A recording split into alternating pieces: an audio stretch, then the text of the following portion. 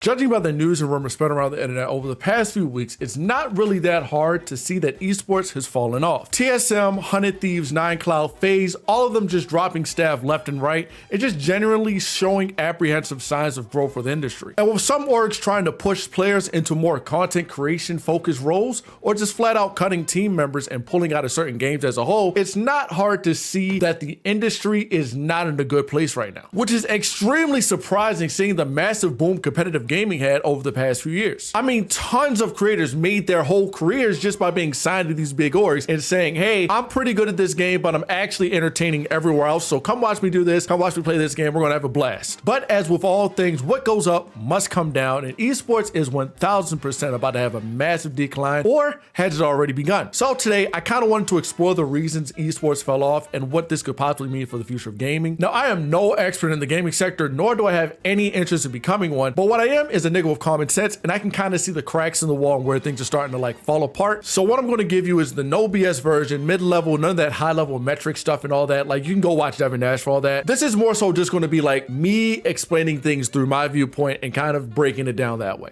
So let's get into it. Now, I don't know about you guys, but this entire business model never really made too much sense to me, and seeing all these events happen real time, it's kind of making me feel smart and feel like, damn, I really called this shit. And I'm genuinely surprised nobody's pointed them out by now. Like, why the hell is Drake a co-owner of 100 Thieves? Don't get me wrong, I love Drake just as much as the next guy, but what the hell does he know about Valorant? The only thing similar between those two is that Drake has a ghostwriter and Valorant e-girls get their accounts boosted. Like, celebrities and esports in the same sentence doesn't even part my lips correctly. It just seems artificial. Mike Tyson, Diddy, Stephen Curry, Shaq, all part of a long list of celebrities that have invested in esports, and that's about it. To me, it seems like they are only throwing money out at it so that they can get returns on their investments. Like, Shaq is literally everywhere and is damn near a walking billboard at this point. But I bet you could not tell me what team he invested $155 million into. It's NRG. And it's not just the celebrities seeking out these orgs themselves, it's teams actively seeking out celebrity endorsements in an attempt to gain some outsider acknowledgement, which is making the team staff's focus just lay everywhere else. Which leads me to my next point: esports is just not marketable in the West. To put it simply, America just does not give a damn about competitive video games right now. Like, don't get me wrong, it's huge, but not big enough to the point where we have grown-ass men running like zombies to get to their seats. And from how I personally understand it, traditional sports get money in three ways: advertisers, stadium sales, and merch sales. Applying that model to esports, they are damn sure not getting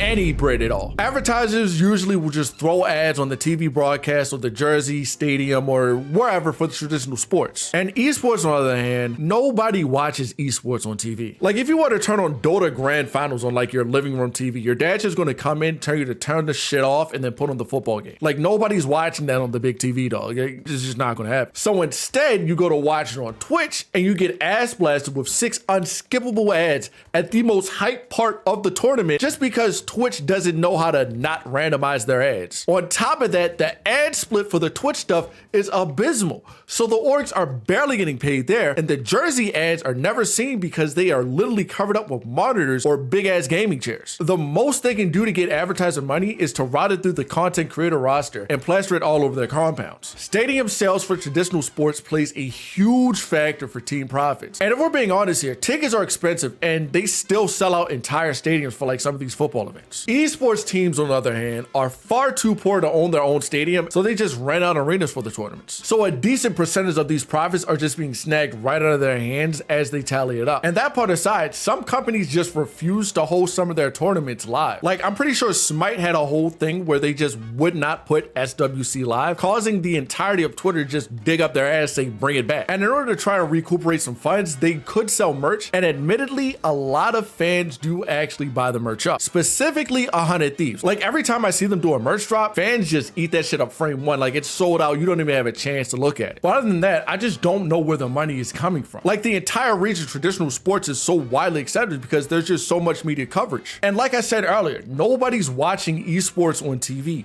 And if they do, no one's talking about it outside of the event. So that's a huge money loss right there. No media coverage, no money. And sure, there's tournament winning. Some games pay like crazy, but others get like $10 for first place. I'm looking at you, Smash Bros. I know a majority of players do end up getting their own sponsors and brand deals, but orgs end up actually taking advantage of creators by trying to take as much as 50% of revenue from brand deals. And that is a huge number, especially being a self-employed person. Me personally, I'm not letting somebody try to eat out of my bag if they can't figure out how to get their own. So keep it pushing, bucko. And that predatory practice causes some members to just not renew their contracts going forward. They figure they can just get as much money from brand deals and just surviving on their own without the team. They just don't need to be on the team. It's just causing a negative effect on them, which in turn makes the org less money. And then when it comes to funding the org through tournament winnings, it becomes even more shaky. Except for a slim selection of games, a handful of companies do not fund their own tournaments. Prime example being Nintendo. Like, I'm pretty sure they gave out free pads in the back and controllers for winning their invitational back at E3. And if anybody wants to do their own tournament or try to like revive Melee, it's an 80% chance that Nintendo will just send a cease and desist to your mailbox like it's a pipe bomb. And on the other hand, companies like Epic, Capcom, Activision, and Blizzard all pay extremely handsomely, which is an insane boost to the profits of esports orgs. Some of the biggest games in the esports scene come from Activision and Blizzard, that being Call of Duty and Overwatch. And I cannot tell you how much nonsense that company itself gets into every single week. Like, just as I was sitting down to record this video, I had to stop and squeeze this part into the script. They're getting sued by the Justice Department for capping player salaries, which is entirely backwards in my head, because shouldn't you pay your players more if you want the industry to blossom? Hey, but no, let's just drop a new character to cover up the recent controversy every time some shit happens. Oh, you want me to stop harassing women? Oh shit,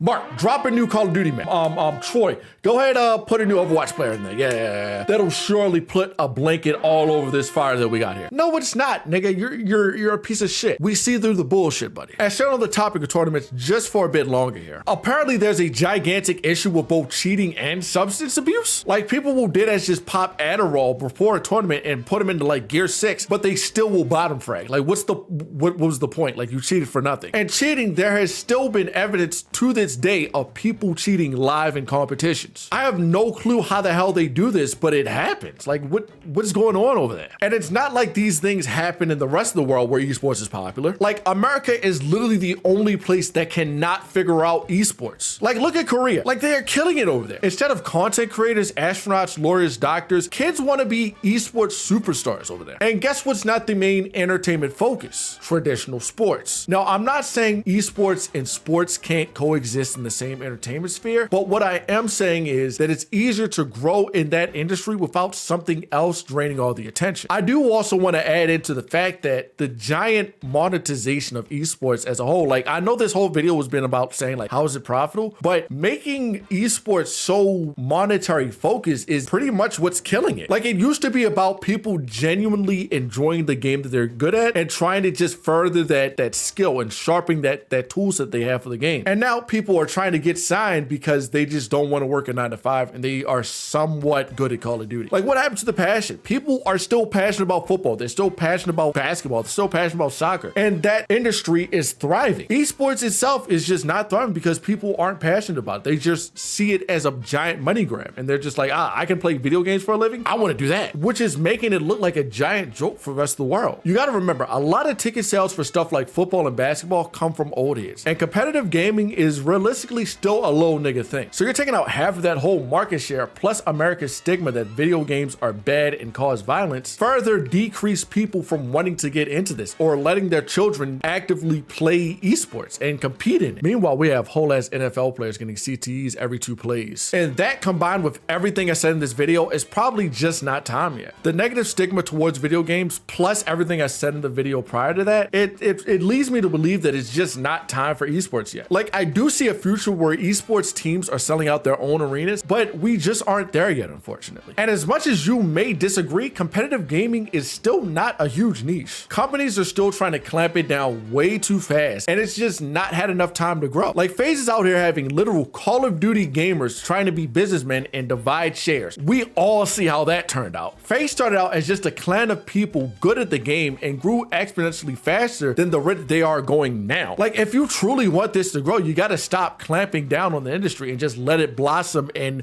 let the money come. Stop trying to squeeze it for every penny that you got. But who knows, man? Maybe esports does stand a chance, and it's probably just not the right time for it yet. If you're interested, I'm going to link another Devin Nash video below. He'll go much more in depth than I did in this whole situation. But yeah, that's pretty much all I had on my viewpoint on the subject. Sorry if this came off as ranty. I kind of just had this think piece in my head for a while, and I'm finally able to get it out and just talk about it. If you like the video, make sure you give it a like, subscribe because you made this far into the video and you clearly like me. With that being said, I'm out of here. Peace.